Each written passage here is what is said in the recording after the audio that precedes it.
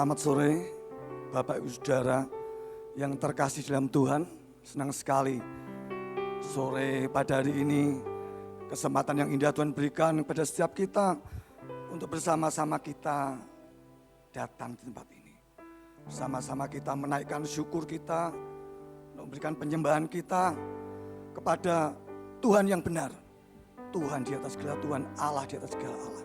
Yang kepada Dia sajalah kita layak menaikkan puji-pujian, hormat dan kemuliaan. Mari kita berdoa sebelum kita mulai ibadah kita pada sore hari ini. Kami bersyukur kepadamu ya Tuhan, oleh karena kasih-Mu kami ada sekarang di tempat ini Tuhan. Kesempatan yang indah Engkau berikan untuk bersama-sama kami memuji, memuliakan nama-Mu. Mengingat betapa kasih-Mu besar dalam hidup kami. Dan betapa kami perlu Engkau Tuhan dalam setiap langkah hidup kami ya Tuhan. Dan kiranya kami dapat mengikut Engkau, mengiring Engkau. Sampai akhirnya Kau dapati kami setia. Karena Engkaulah satu-satunya Allah yang kami percayai, Allah yang benar. Allah yang perkasa, Allah yang dahsyat. Allah di atas segala Allah. Kami serahkan ibadah kami dari awal hingga pertengahan hingga akhirnya. Dengan kuasa-Mu. Di dalam kuasa Roh Kudus, di dalam nama Tuhan Yesus Kristus. Sama-sama kita katakan, amin.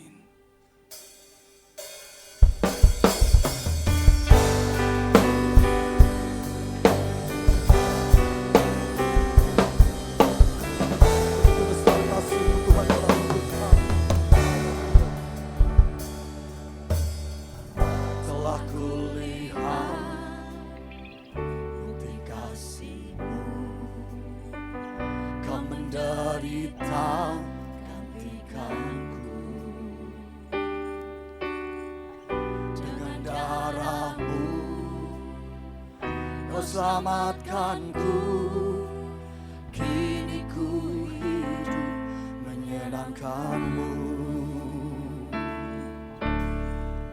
Telah ku lihat bukti kasih-Mu, Kau menderita gantikanku. Dengan darah-Mu selamatkanku, kini ku hidup menyenangkan-Mu. Terlalu besar kasih-Mu Bapa, pengorbanan yang Kau berikan bagiku. Terlalu mahal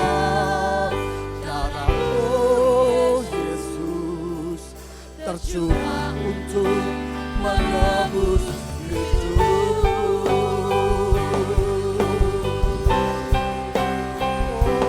Oh, terima kasih Tuhan, kasih-Mu besar. Setelah ku lihat bukti kasih-Mu, Kau menderita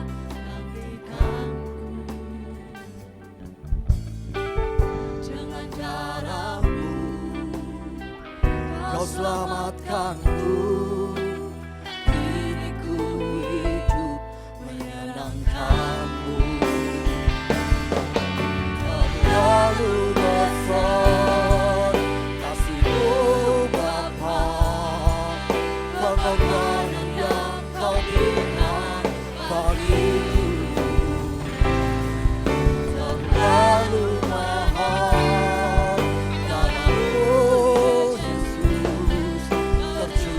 untuk menebus hidupku. Terlalu besar kasih-Mu Bapa, pengorbanan yang Kau berikan bagiku. Terlalu mahal darah-Mu Yesus tercurah untuk menebus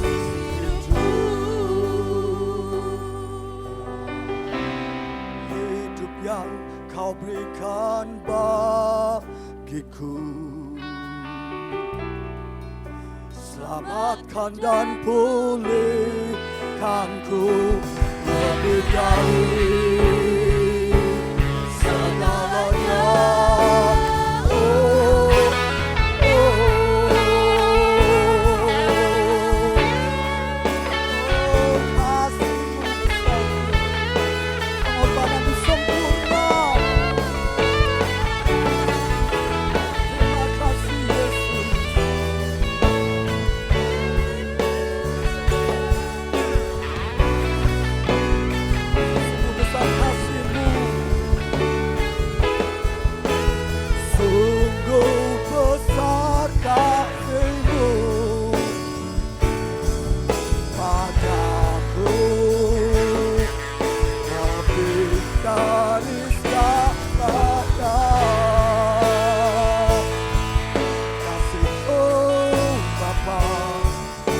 Makanan yang kau berikan bagiku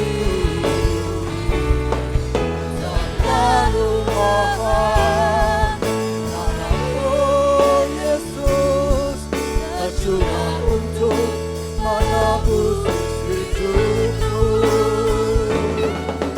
Terlalu besar kasih-Mu Bapa, pengorbanan yang kau berikan bagiku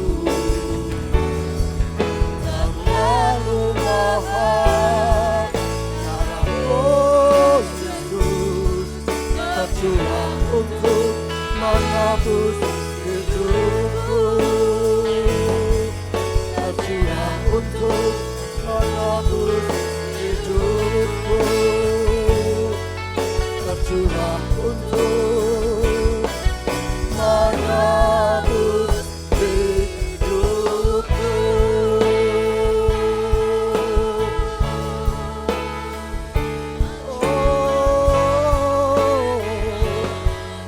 Terima kasih Tuhan. Besar karya-Mu Tuhan dalam hidup kami. Kau yang telah selamatkan kami. Mengucap syukur oleh karena pengorbanan Tuhan tiada ternilai oleh apapun. Engkau yang layak terima segala puji, hormat dan kemuliaan.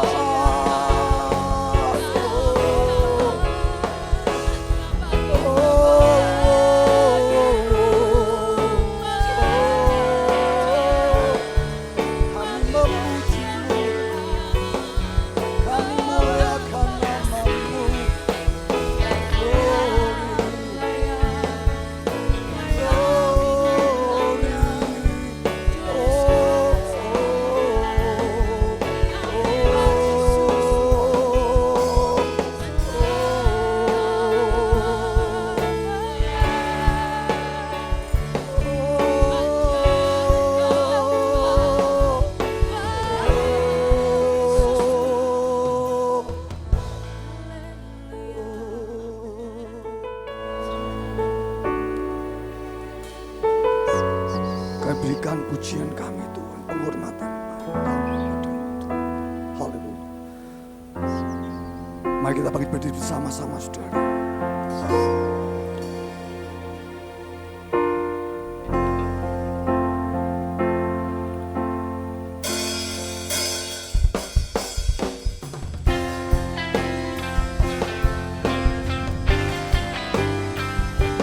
Mari berikan pujian kami Tuhan, hormat kami. Dipuji, dihormat bagi Yesus yang duduk di tahta, berkuasa, mulia, segala bangsa kan datang menyembah. Haleluya, haleluya, kudus dan mulia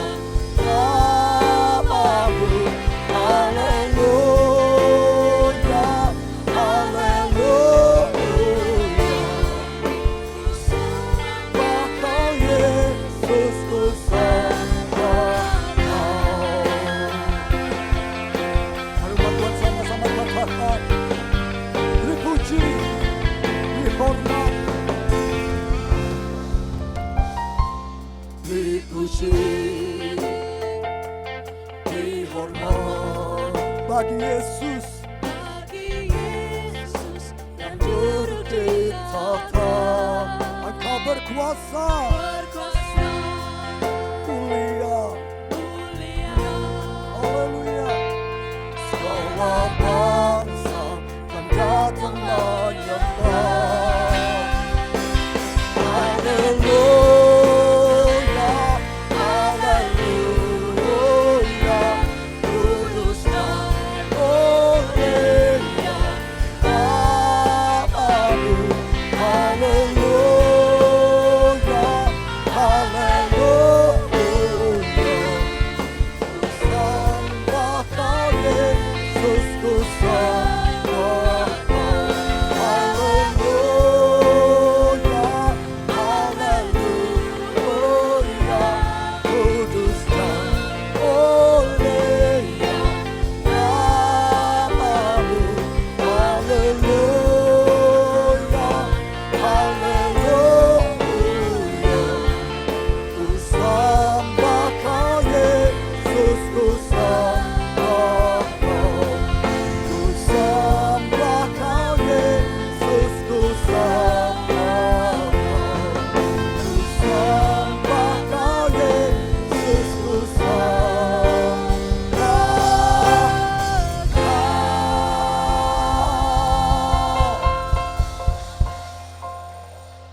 Dan kita sama-sama katakan amin. Haleluya, haleluya. Saya bersuka cita pada sore hari ini. Amin. Amin, haleluya. Mari kita puji Allah kita.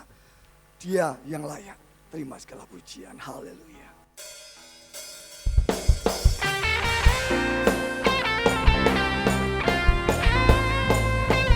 Muliakan nama-Mu Tuhan. Sebab Engkau yang layak terima puji-pujian kami. Haleluya.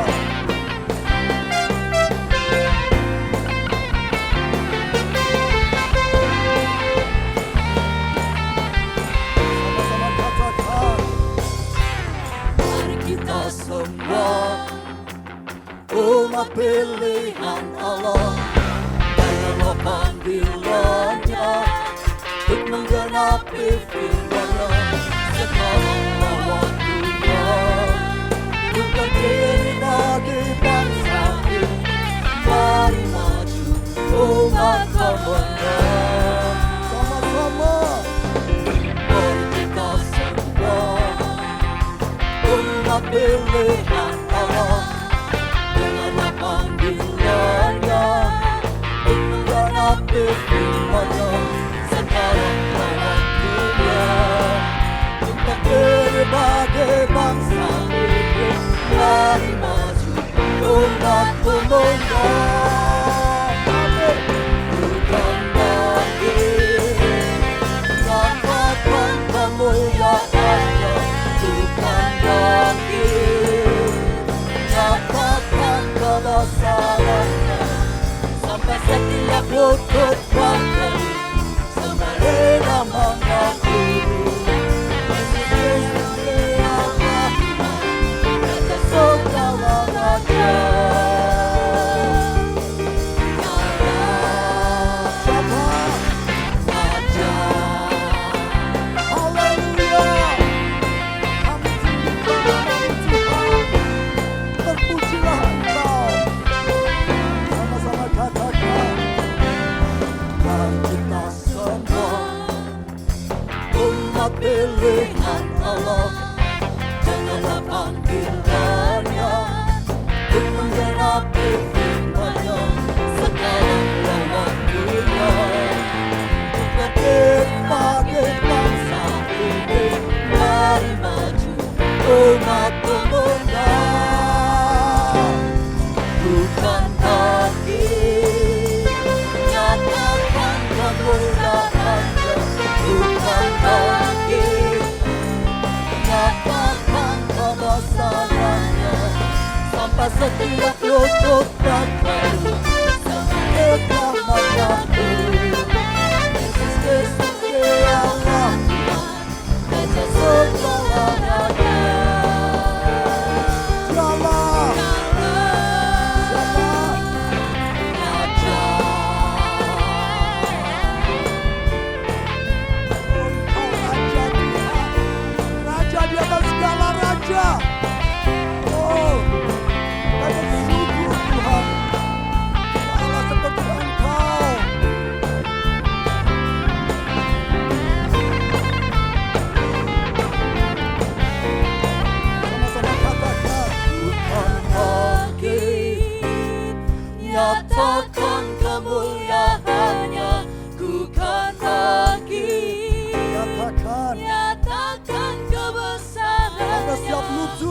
sampai setiap lutut bertelut, semua lidah mengaku Yesus Kristus Allah Tuhan, Raja segala raja.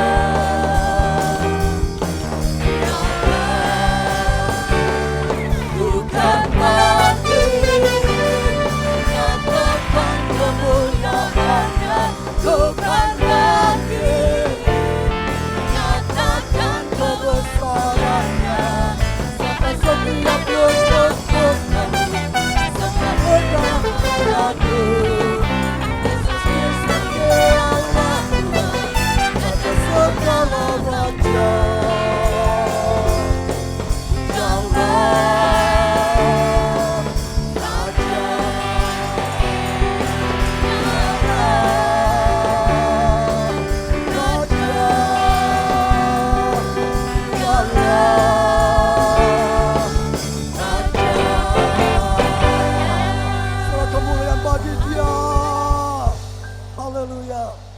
Silakan duduk, saudara.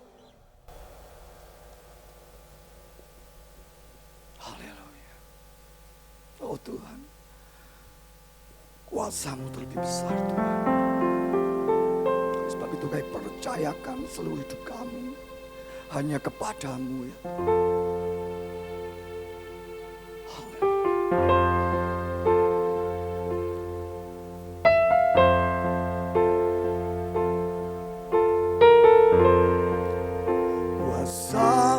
Terlebih besar, Tuhanku terlebih besar, tak pernah terlambat janji-Mu ya Tuhan, menolong hidupku.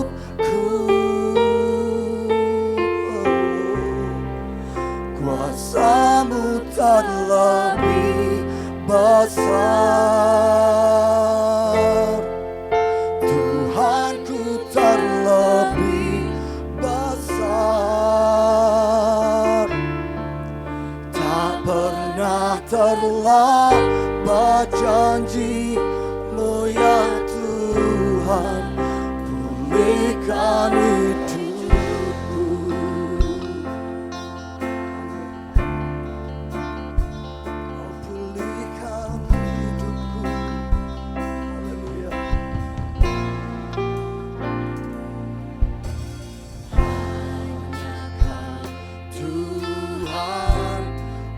Menolongku, Kau yang selalu setia, yang selalu setia bersamaku.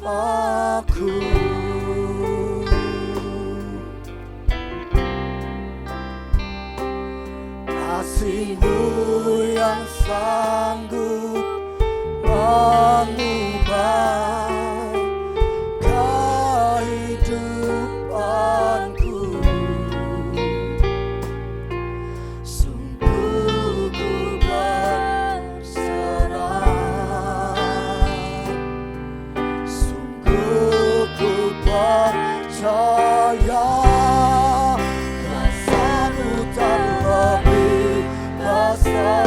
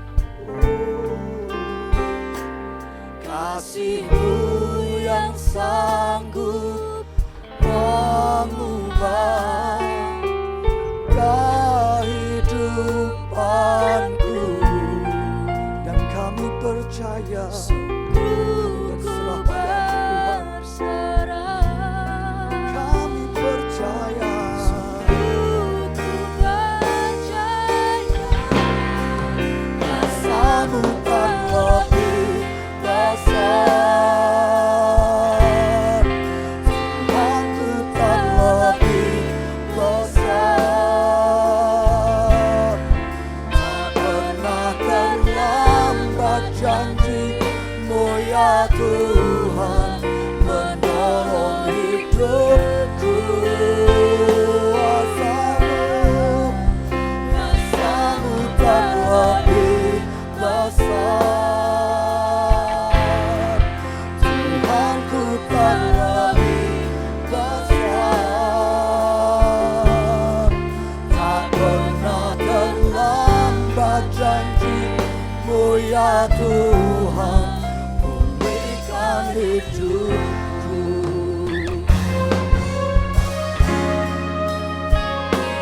Tuhan, kami percaya kuasa-Mu lebih besar dalam hidup kami. Sebab kita serahkan seluruh hidup kami dalam tangan-Mu. Kau yang sanggup melakukan segala perkara. Haleluya. Ku percaya Kau bekerja mendatangkan kebaikan di hidupku. Ku percaya, oh, Kau bekerja mendatangkan kebaikan, mendatangkan kebaikan. Sama-sama katakan, kuasa-Mu tak lebih besar, Tuhanku tak lebih besar. Tak pernah terlambat janji-Mu ya Tuhan, menolong hidupku. Kuasa-Mu tak lebih besar, Tuhanku tak lebih besar. Tak pernah terlambat janji-Mu ya Tuhan, pulihkan hidupku.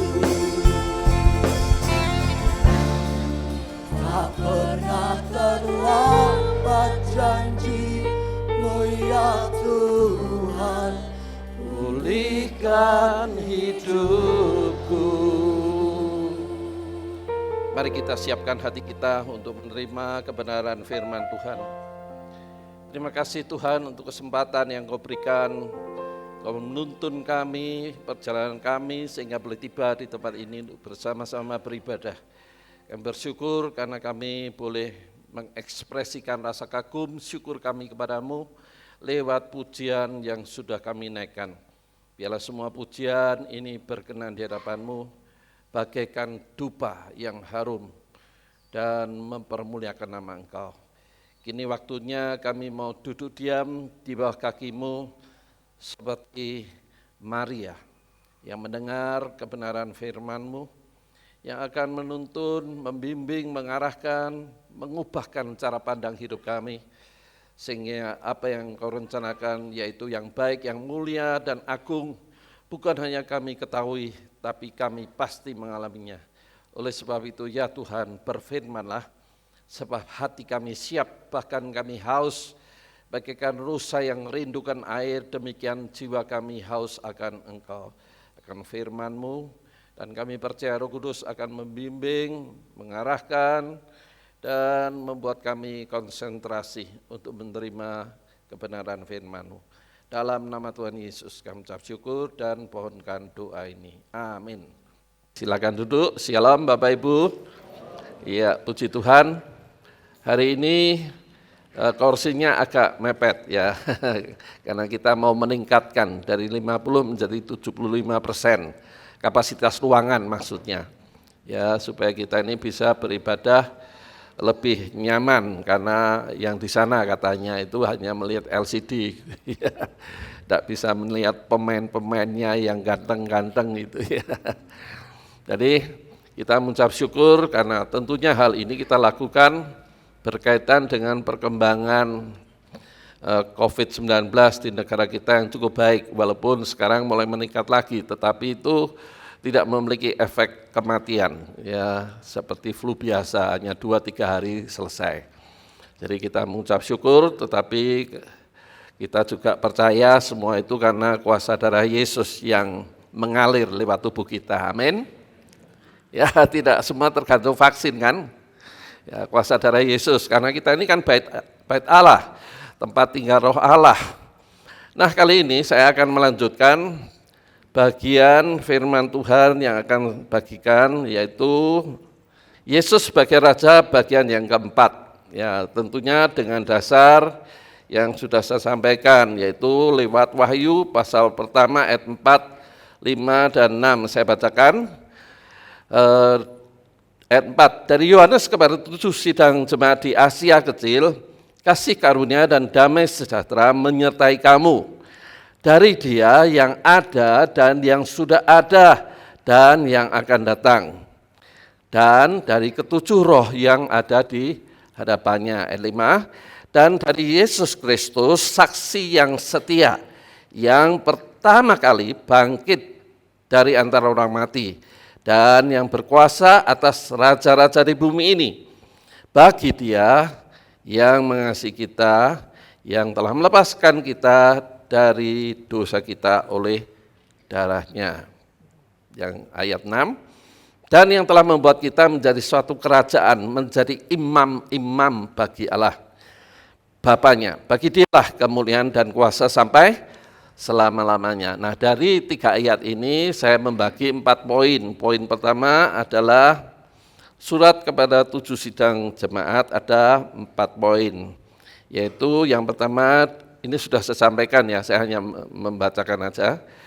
Dari Dia yang ada dan yang sudah ada dan yang akan datang, ke-7 roh yang ada di hadapannya. Ayat ini sudah saya jelaskan. Ya Tuhan yang kita sembah itu bersifat kekal, alfa dan omega, artinya kekal. Ya, selama-lamanya gitu. Itu Tuhan yang kita sembah. Ya, itu nyata. Kemudian Tuhan menyatakan bahwa di dalam setiap gereja, jemaatnya, eklesianya, Tuhan sudah mengutus malaikat untuk menjaga. Dalam pengertian yang benar, malaikat tenanan, tetapi juga gembala sidang, itu sebagai malaikat untuk menjaga. Itu penafsiran dari Wahyu itu seperti itu. Ya, jadi gembala sidang ini menjaga. Apanya yang dijaga? Apanya yang dijaga? Pengajarannya, ya, supaya jangan salah. Jadi itu tugas malaikat menjaga dari ajaran yang hari-hari ini sungguh mengerikan, ya, menafsirkan semaunya sendiri tanpa dasar kebenaran. Penafsiran itu boleh saja karena memang Alkitab ini satu perikop aja bisa dikhotbahkan puluhan kali, memang benar. Tetapi penafsirannya itu tidak boleh bertentangan dengan ayat lain. Nah, ayat lain itu kan ngarang dewi gitu loh, tidak boleh itu. Nah itu tugas gembala sidang, sudah saya jelaskan. Yang kedua juga sudah saya jelaskan. Dia mengasihi kita yang telah melepaskan kita dari dosa oleh darahnya. Nah setiap bulan itu kita merayakan atau memperingati kematian Tuhan Yesus lewat makan dan minum perjamuan suci. Nah, berbicara tentang perjamuan suci, mumpung saya tidak lupa, hari ini kita beli yang kualitasnya lebih baik.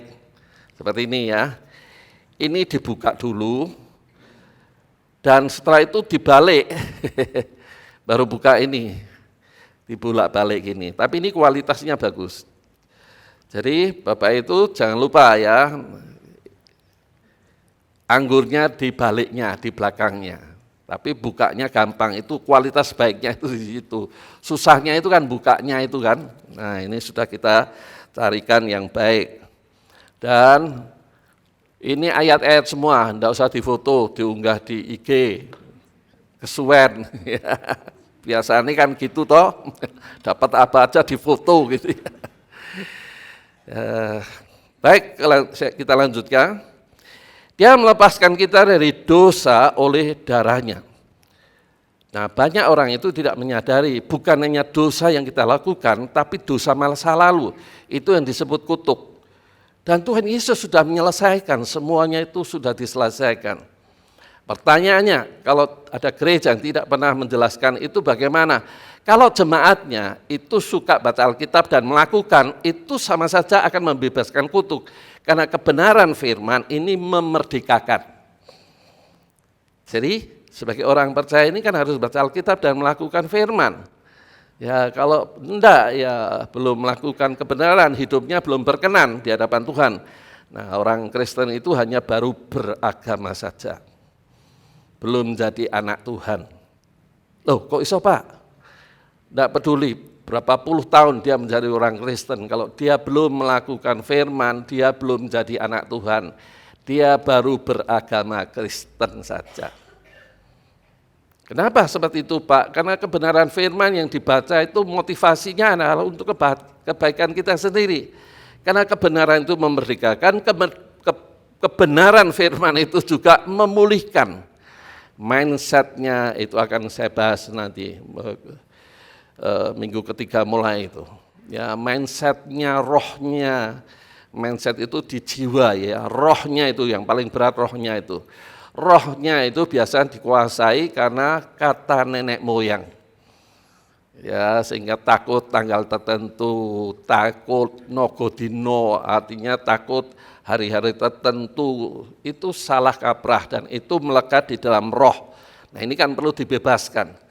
Jadi awali dulu dengan Yesus sebagai raja. Kalau Yesus tidak dijadikan raja dalam hidup kita, artinya kan enggak ngalut kan, enggak mau dibimbing kan.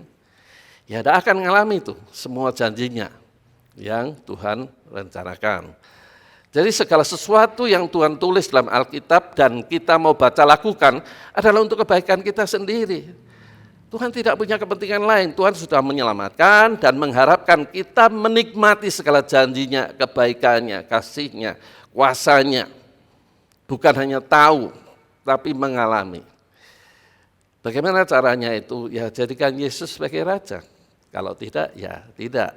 Nah itulah sebabnya bagian ketiga menjelaskan kita semua ini adalah imamat yang rajani.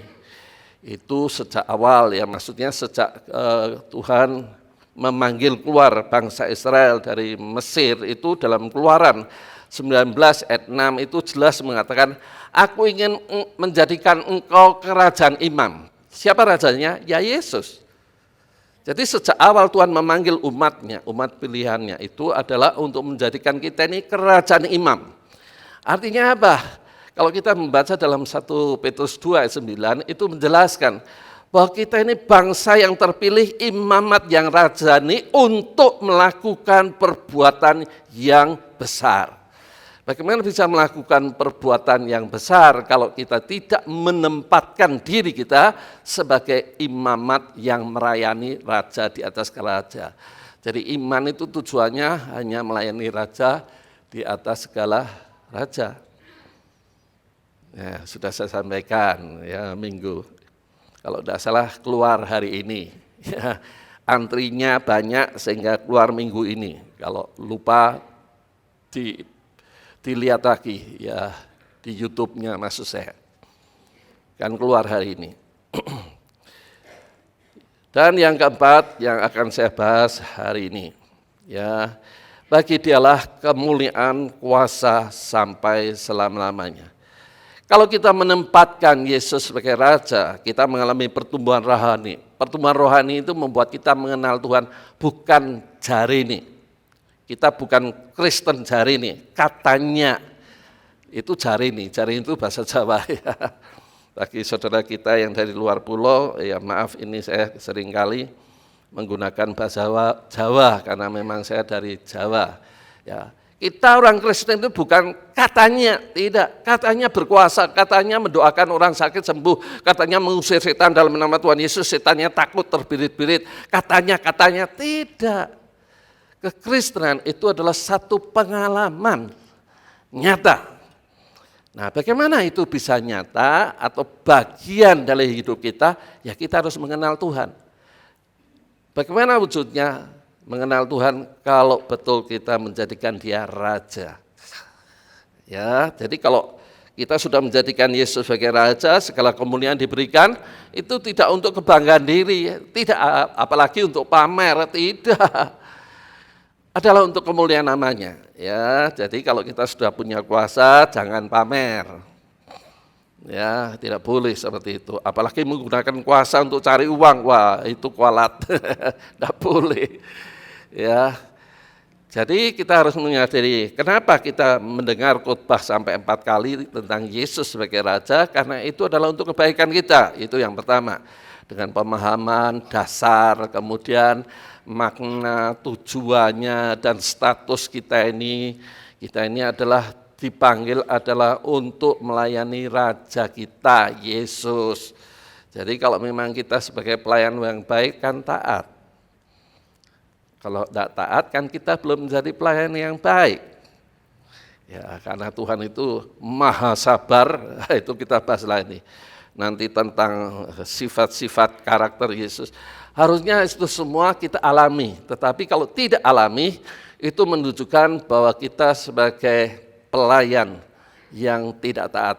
Yang kedua, kita masih menjadi anak yang orang anut, masih gugu karepe dhewe atau mau hidup semau gue. Itu yang menjadi penyebab. Sehingga apa yang ajaib, yang luar biasa yang Tuhan rencanakan tidak mengalami. Sebab banyak orang itu kan maunya aku jadi raja. Tuhan pemenuh kebutuhan, keinginan. Nah itu baru kita bisa memuji Tuhan. Salah. Jadikan diri kita itulah hamba yang tidak berguna. Dan kalau kita berguna itu karena kasih karunia aja. Jadi tidak perlu minta penghargaan. Ya Tuhan nanti akan memberi penghargaan dengan sendirinya. Ya. Baik, sekarang kita bahas lebih dalam. Poin keempat ini, bagi Dialah kemuliaan dan kuasa sampai selama-lamanya. Tujuannya, ya, kita harus melihat flashback dari awal dulu atau kembali, ya. Apa tujuan Tuhan datang ke dalam dunia? Ya, firman atau Allah. Pada mulanya adalah Allah. Allah itu bersama dengan firman. Firman itu menjadi manusia. Ya, itu ditulis dalam Injil Yohanes pasal pertama itu. Jadi firman jadi manusia dengan tujuan mati di kayu salib. Nanti saya bahas lebih detail lagi tentang hal ini. Karena kita harus memahami seperti karya Tuhan itu.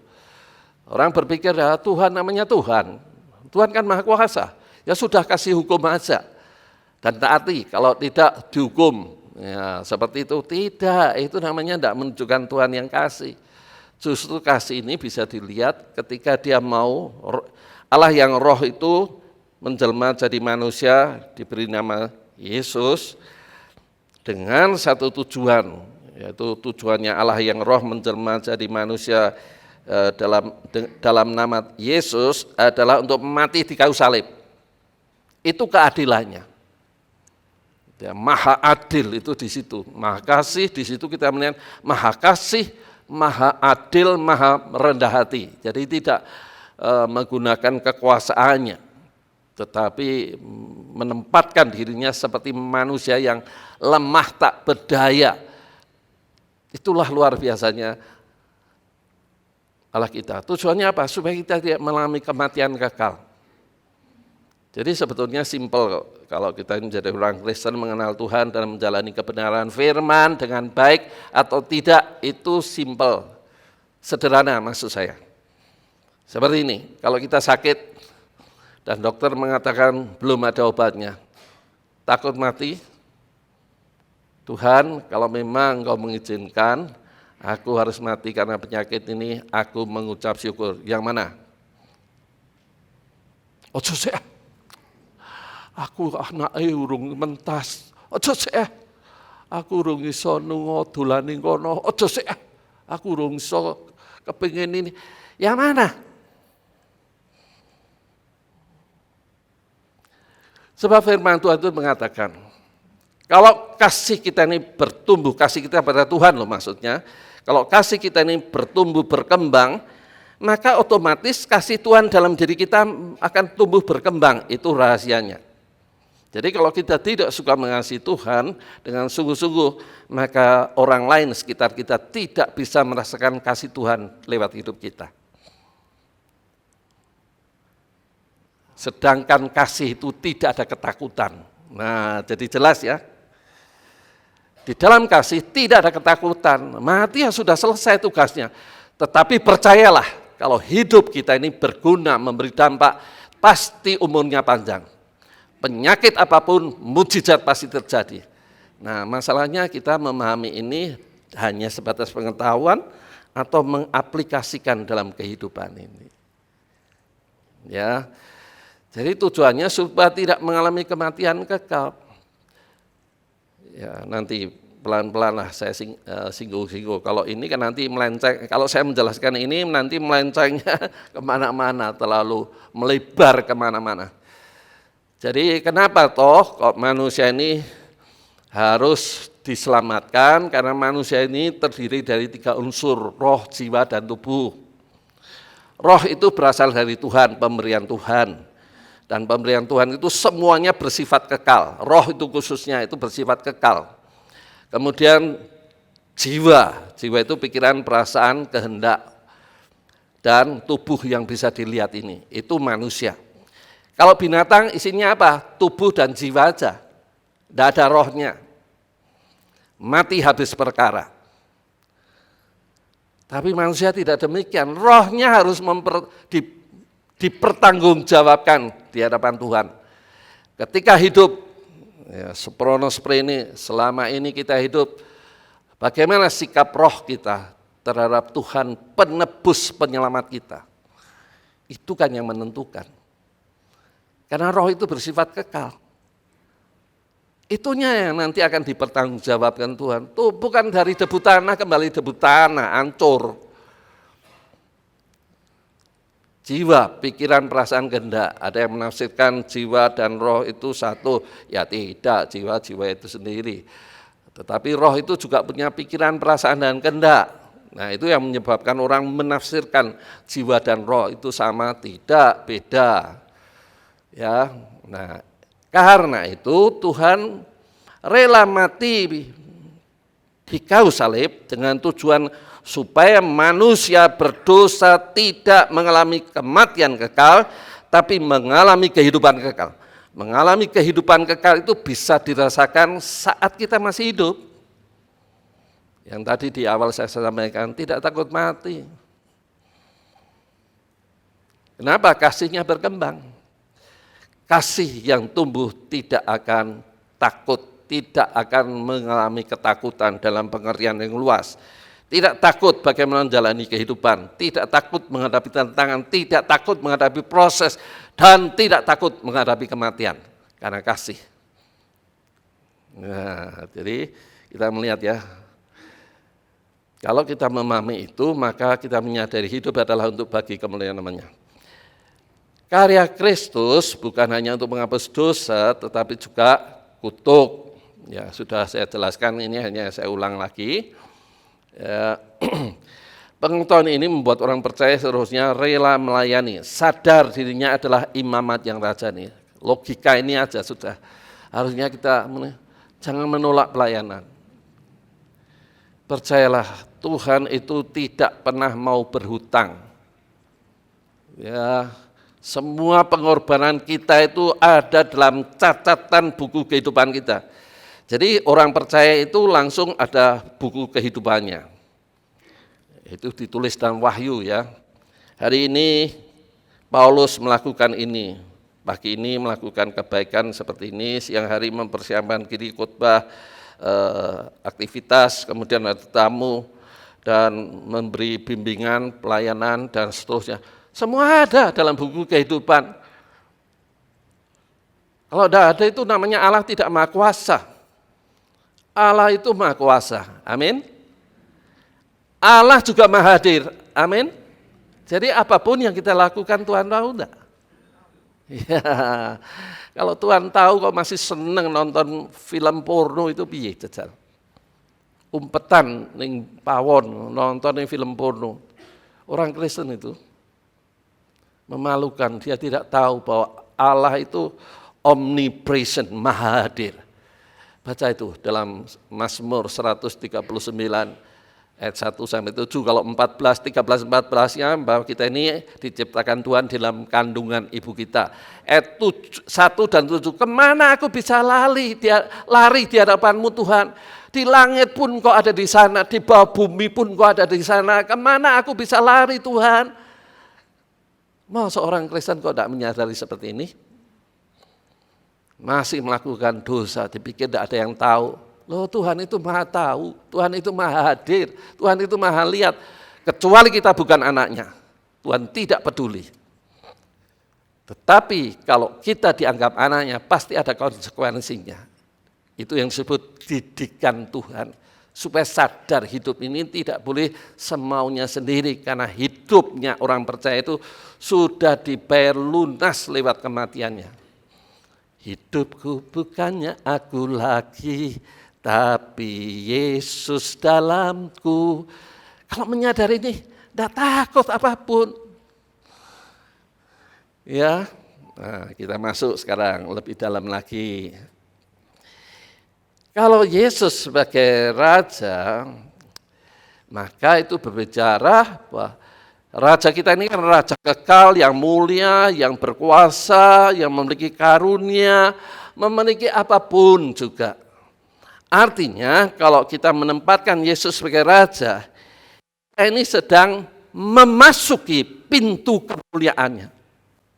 Tadi saya katakan kasih, kuasa, karunia-karunia, mujizat, dan perkataan kita ini ada urapannya. Waduh, tidak usah saya jelaskan lah, nanti bahaya. Ya, hidup dalam kemuliaannya. Bagaimana itu semua bisa terrealisir atau kita mengalaminya? Ya, bagaimana itu terrealisir? Kita bisa mengalaminya itu tidak ada cara lain. Tumbuh rohaninya itu namanya transformasi dari kehidupan lama, pengaruh falsafah, kata nenek moyang, itu menjadi full hidup terarah kepada Tuhan saja. Dan bagaimana tuntunannya? Lewat terangnya. Terangnya adalah firman. Firman itu kan terang kan? Kan ada nyanyiannya. Firman-Mu pelita bagi kakiku, terang bagi jalanku. Jadi firman itu menjadi sarana kita tumbuh rohani, sehingga akhirnya kita bisa mengalami segala kemuliaannya, termasuk kekayaan. Nah, konsepnya berubah tentunya. Tuhan bisa mempercayakan kita kekayaan itu karena Tuhan memandang kita ini adalah pengelola yang baik, bukan penguasa yang baik. Nanti akan tiba waktunya, saya jelaskan secara detail. Nah, kemuliaannya itu bersifat individu. Sebab Alkitab juga mengatakan kan, tidakkah engkau tahu bahwa engkau adalah garam dan terang dunia. Artinya hidup kita ini harus memberi dampak, pengaruh positif. Itu dalam khotbah Tuhan di atas bukit, ya, ditulis dalam Matius pasal 5, ayat 13 sampai 16. Jadi kan personal, pribadi. Nah, jadi itu bisa dialami sehingga akhirnya Tuhan dimuliakan. Tetapi yang ingin saya bahas pagi ini adalah tubuh Kristus yang bersatu, sehati, sepikir, dan satu tujuan. Ya, Yohanes 17 ayat 21, Efesus 1 ayat 22 dan 23. Ya, jadi kita ini di mata Tuhan itu satu tubuh. Jemaat itu sekumpulan orang percaya, yaitu disebut jemaat, bahasa Yunaninya eklesia. Apa Pak manfaatnya? Yang pertama, berdasarkan Mazmur 133 ayat 1 sampai 3. Oh, alangkah indahnya bila saudara seiman bersatu. Kesanalah Tuhan memerintahkan berkat. Berkat kan? Jadi dalam kesatuan itu, nah ini memang susah ya. Wong keluarga aja susah bersatu kok. Apa mana gereja ratusan orang ini bersatu, susah kan? Ya. Jadi kenapa berkat Tuhan belum dikirimkan ya? Karena tidak bersatu. Ya, apa Pak untungnya kesatuan itu? Saya kalau ngomong berkat itu kan biasa kan, memang hal yang wajar lah, manusia itu butuh berkat ketika sudah tidak jadi manusia lagi. Yang kedua, ada kekuatan. Kuat dalam hal apa Pak? Kuat dalam menghadapi masalah tantangan bersama. Nah, itu banyak contohnya. Kalau berdasarkan firman Tuhan itu dalam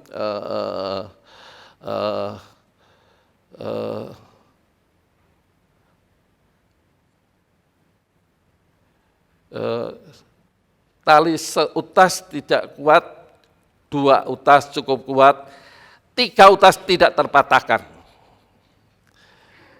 Ya, kok bisa hilang blank gitu. Nah, ya ada ayatnya itu. Tidak usah cari ya, buang waktu ya. Tapi ada ayatnya. Jadi ternyata kesatuan itu memberi kuasa, power. Dalam keluarga dulu lah. Kalau keluarga tidak mau ada misbah keluarga, sing rugi siapa? Keluarga itu sendiri. Karena di dalam misbah keluarga itu ada hadirat Allah. Matius 18 ayat 18, 19, 20.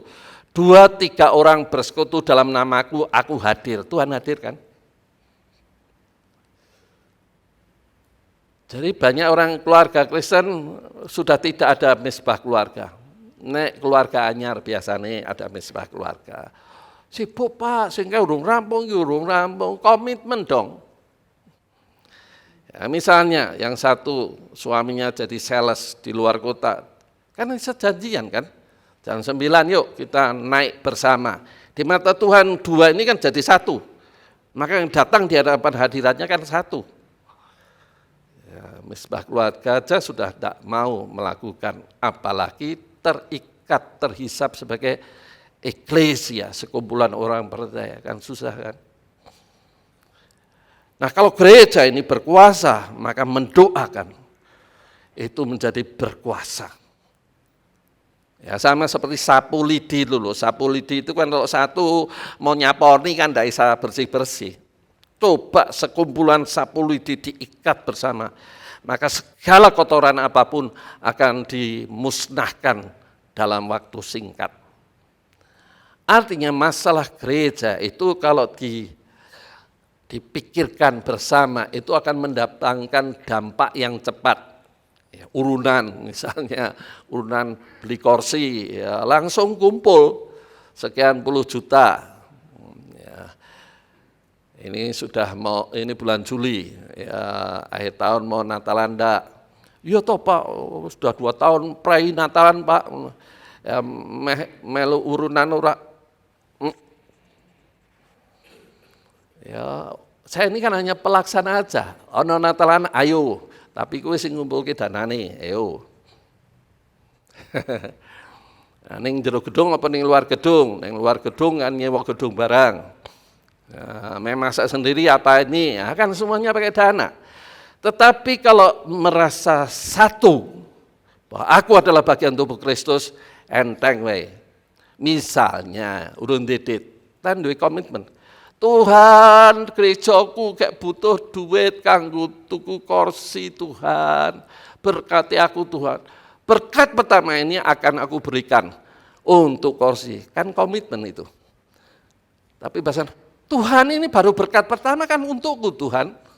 Nanti Tuhan berkati, lah Tuhan ini untuk anakku Tuhan. Berkat lagi, Pak Tuhan untuk bayar cicilan. Kapan Tuhan untuk perhatian berkatnya? Kan tidak ada komitmen itu namanya. Jadi kesatuan tubuh Kristus ini tidak mudah. Kalau belum menjadikan Yesus sebagai Raja, kalau belum menyadari itu hidupnya itu sudah ditebus Tuhan, kalau belum menyadari tujuan hidup kita adalah melayani kehendak Tuhan, maka susah. Nah, maka dari ini kan ditempatkan terakhir, poin keempat ini. Tubuh Kristus, berkat kesanalah aku akan memerintahkan berkat. Ada kesatuan, itu yang disebut komitmen, dalam bahasa Jawanya handar beni. Merasa memiliki, merasa itu aku bagian. Ya. Terus gimana Pak dengan penginjil? Penginjil kalau merasa sendirian, mampu karena pintar, penuh urapan karunia, dan tidak pernah terhisap dalam sebuah keluarga, cepat atau lambat itu akan hilang. Karena Tuhan tidak pernah menentang apa yang ditulis dalam Alkitab. Kita ini bagian tubuh Kristus. Daisa kita merasa individu, superior gitu, tidak ada itu istilah seperti itu dalam Alkitab. Ya, jadi kita menyadari bahwa pentingnya hidup sebagai orang percaya itu harus merasa bagian dalam jemaat ini. Ya, misalnya diumumkan kemarin, misalnya hari Senin, Selasa, anak remaja itu mengadakan kegiatan retreat di Kopeng. Ya, tahu sumbangsih kita apa? Habis bayar toh Pak? Iya. Tidak harus uang, sumbangsih kita kan bisa dengan doa supaya anak-anak yang dibimbing di sana itu mengalami lawatan Allah, zaman kuasa Allah. Sehingga anak-anak kita, generasi muda ini mengenal Tuhan bukan dari kata orang, tapi mengalami kasihnya sendiri. Ya, jadi itu yang disebut handar beni, masa bagian dalam kehidupan kita sebagai orang percaya. Ya, bahwa kita ini adalah tubuh Kristus. Sekarang lanjut, potensi jadi alat kemuliaannya sudah diberikan dalam hidup kita. Potensi itu artinya kemampuan. Ya, di dalam 2 Korintus 3 ayat 8 dan 9 yang berkata demikian. Betapa lebih besarnya lagi kemuliaan yang menyertai pelayanan roh. Jadi pelayanan didasari kuasa roh, Roh Kudus tentunya. Ya. Sebab jika pelayanan memimpin kepada hukuman itu mulia, ini tentunya diawali ayat 6 dan 7. Kan? Ini kan saya membacakan ayat 8 dan 9. Sebab jika pelayanan memimpin kepada hukuman itu mulia, Taurat maksudnya, betapa lebih mulia lagi pelayanan yang memimpin kepada pembenaran. Pembenaran hidup di hadapan Allah. Siapa tugasnya? Kita kan, garam dan terang dunia ini. Memberi dampak untuk menyaksikan hari-hari ini dunia sedang mencari kebenaran dan keselamatan. Bagaimana dengan saudara kita yang di Ukraina itu? Sampai sirine itu menjadi makanan sehari-hari. Jadi kan ada sinyal radar, ada rudal akan datang sekian menit, maka sirinnya dibunyikan supaya warga itu masuk ke bunker semua. Itu harian. Esok awan bengi kena bom, karena bom itu kan tidak punya mata, hanya berdasarkan chip yang ada ditaruh di dalam rudalnya itu. Ya kan bisa aja kena angin menceng satu derajat itu kalau jarak jauh, ya, akhirnya mencengnya jadi puluhan meter. Jadi seringkali salah rudalnya itu karena itu.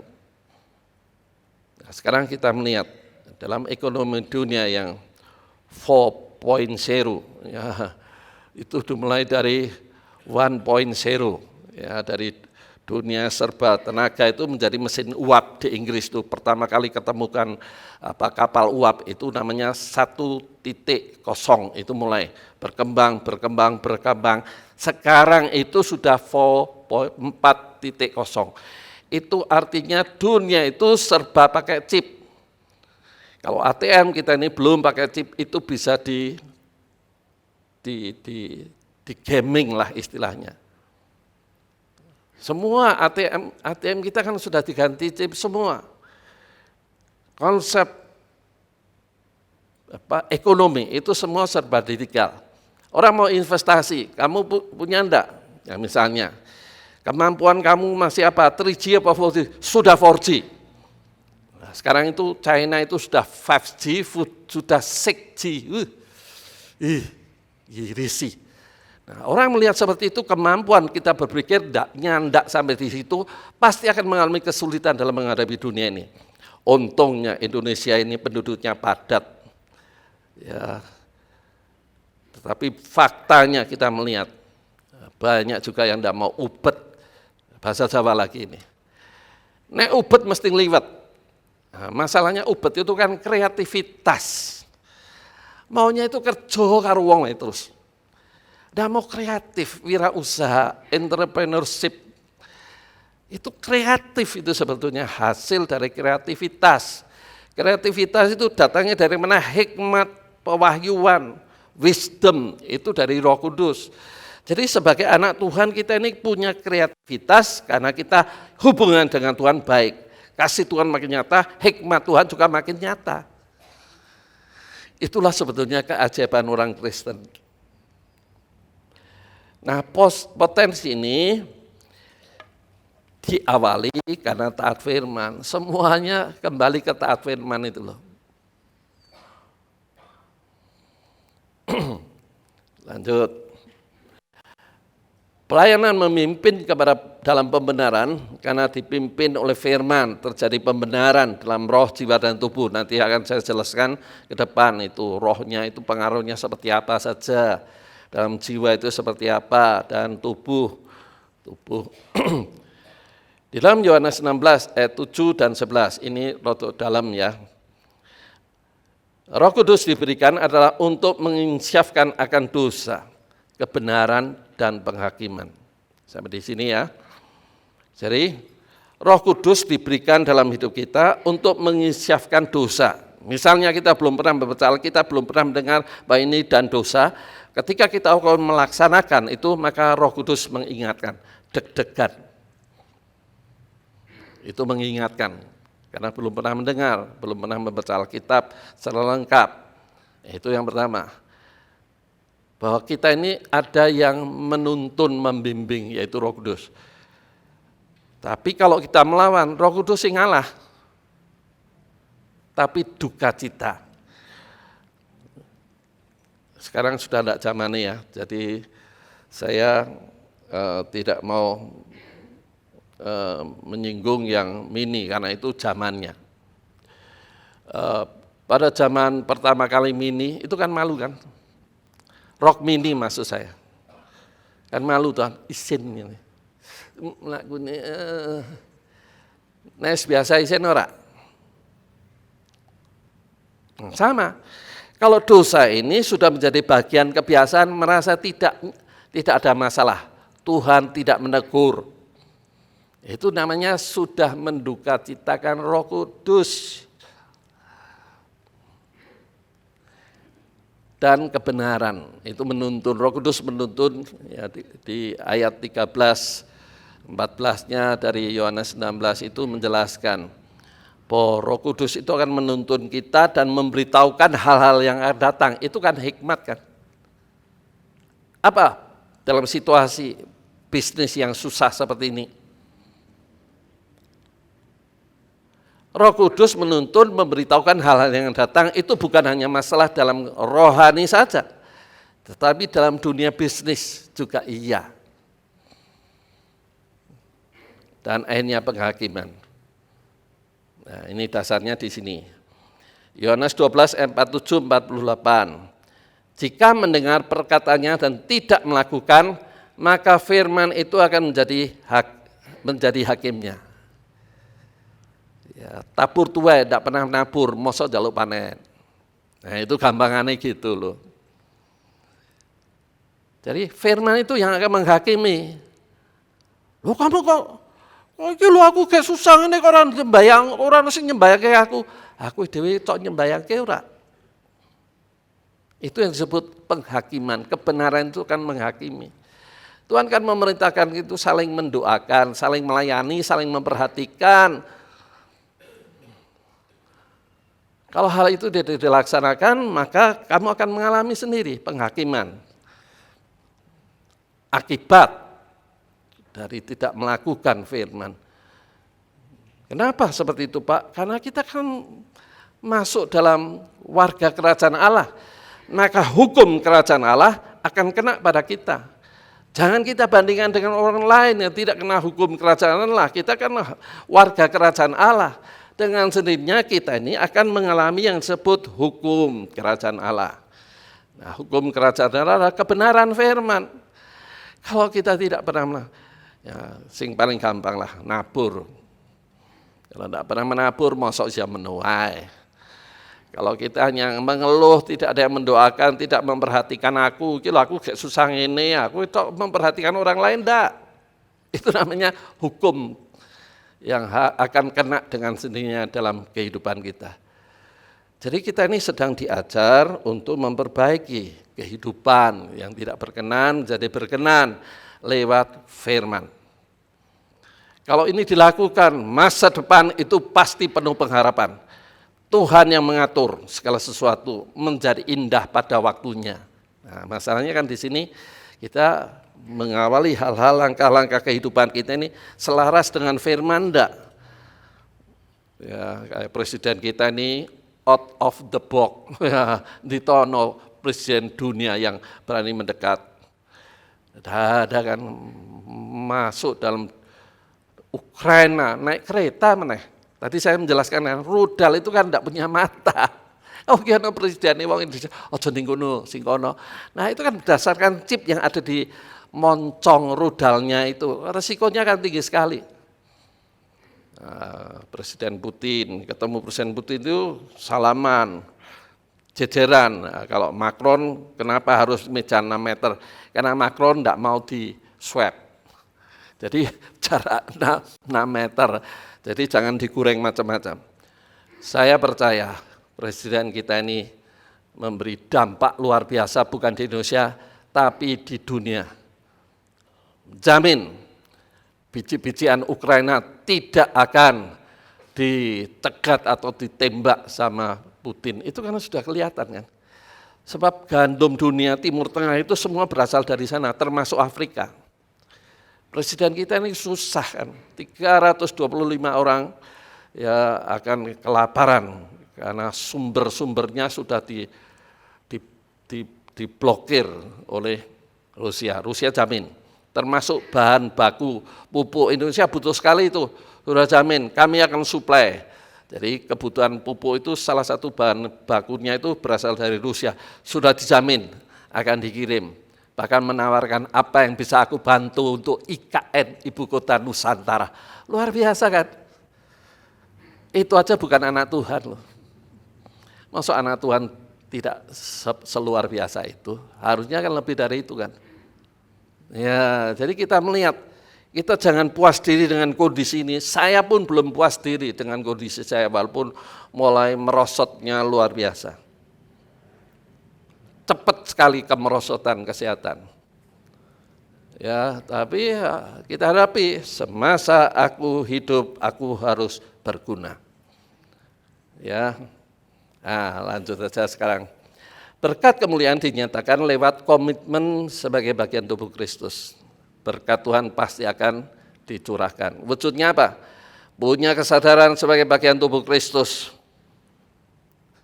Saling peduli, saling mendukung, saling memperhatikan, saling mendoakan dengan tidak pikirkan kepentingan diri sendiri, melainkan kepentingan bersama dalam tubuh Kristus. Ini ayatnya di mana Pak? Filipi pasal 2, ayat 1-5.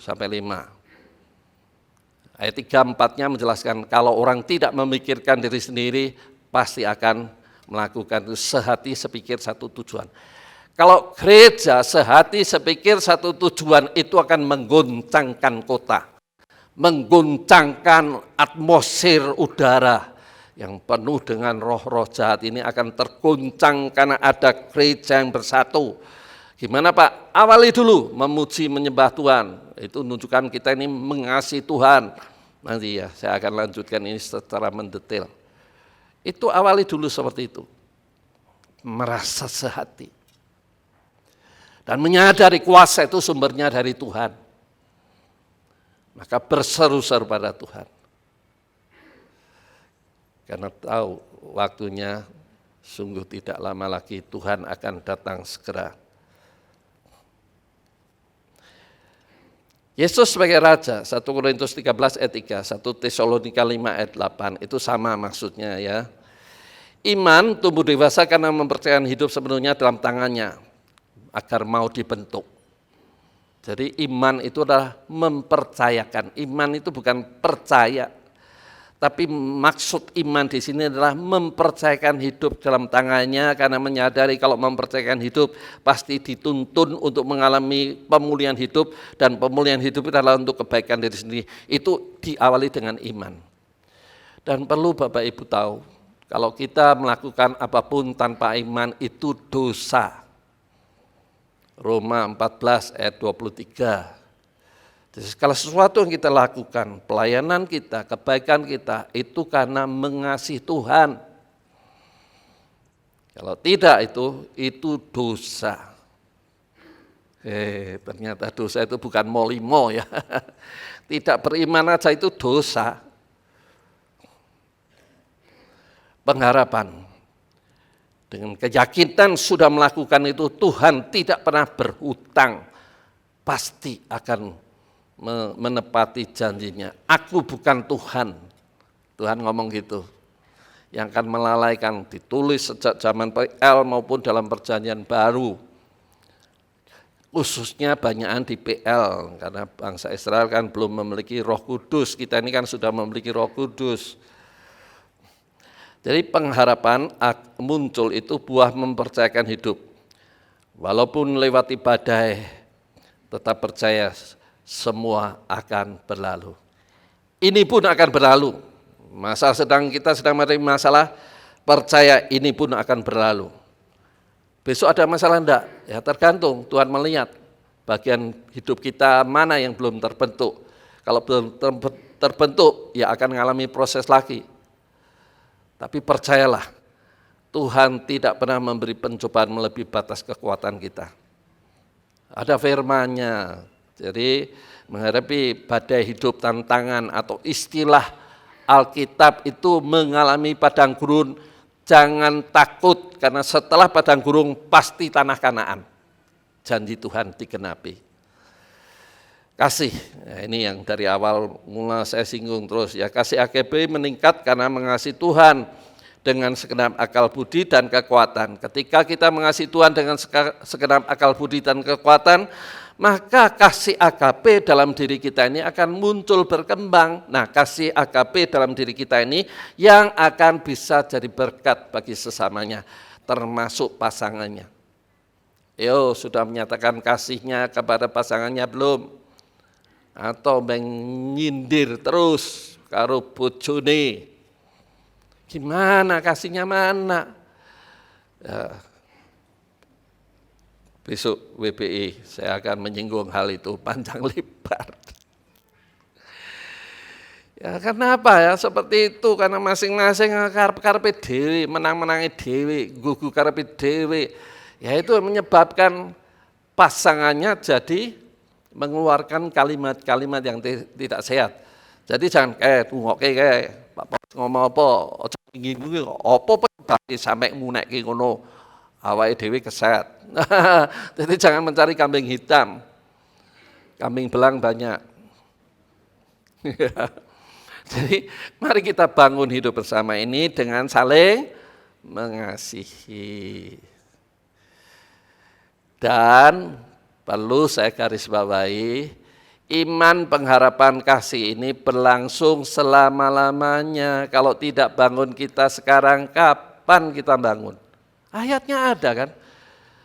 Jadi 1 Korintus 13 itu mengatakan, meskipun kamu bisa tahu bahasa malaikat, meskipun kamu bisa memindahkan gunung karena iman, nothing, tidak ada apa-apanya itu. Kalau kamu tidak membangun iman, mengasihi Tuhan, mempercayakan hidup pada Tuhan. Kalau kamu tidak berharap bahwa semua masalah pergumulan hidup ini juga akan berlalu. Kalau kamu tidak pernah membangun kasih kepada Tuhan dan diwujudkan kasih kepada sesamanya, maka kita tidak akan hidup selama-lamanya. Ayatnya loh yang ngomong, kan ini berlangsung selama-lamanya. Kalau kita tidak bangun sekarang, kapan kita membangunnya? Amin. Toto angel ya. Kesimpulan aja lah. Ya, pemain musik siap-siap. Menjadikan Yesus sebagai Raja, dibawa dalam kemuliaan lewat tumbuh rohani. Membuat sadar berkat kemuliaan dinyatakan secara individu maupun lewat tubuh Kristus. Banyak anggota tapi satu tubuh. Ya, kita semua ini banyak anggota, ya, individu yang berbeda-beda, tetapi kita ini adalah tubuh Kristus. Baik, kita akhiri penyampaian firman ini. Baik, kalau sudah semua, kita bangkit berdiri.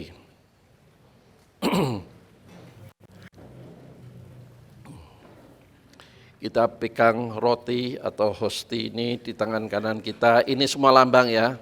Jangan ini menganggap sakti nanti bawa pulang di rumah itu, jangan.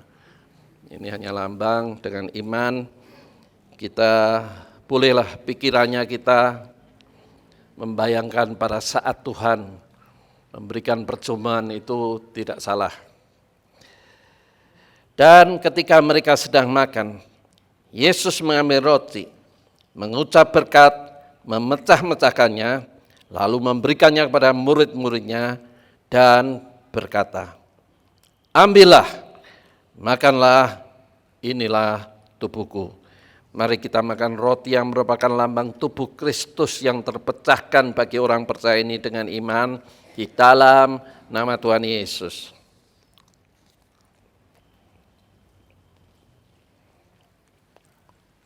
Terima kasih Tuhan, kami sadar Engkau masih membuka peluang untuk kami bersekutu kembali kepadamu.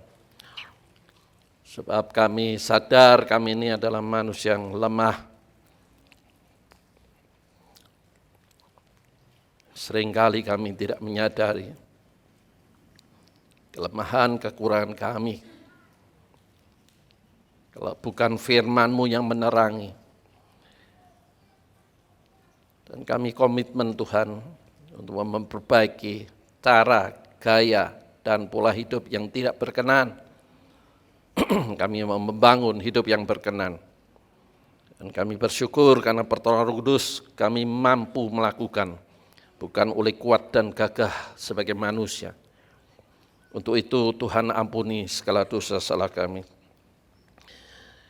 Ketika kami mengambil anggur untuk kami minum, yang merupakan lambang darah Kristus yang sudah tercurah. Kami bersyukur Engkau masih memberi kesempatan kami untuk menerima pengampunan dosa.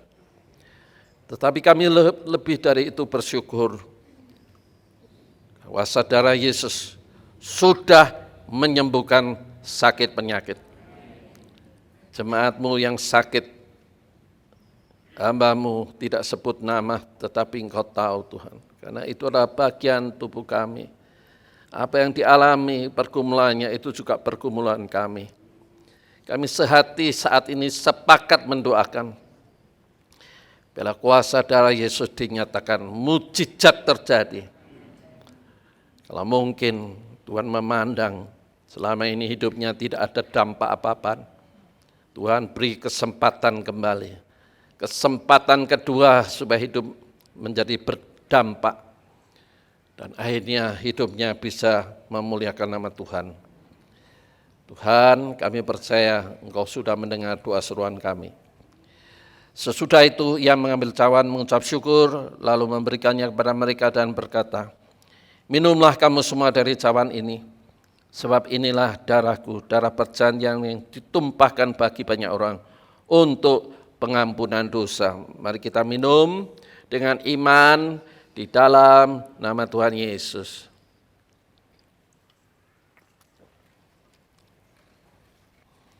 Terima kasih Tuhan, kami percaya Engkau sudah mendengar doa kami dan Engkau sedang menjamah saudara-saudara kami yang sakit.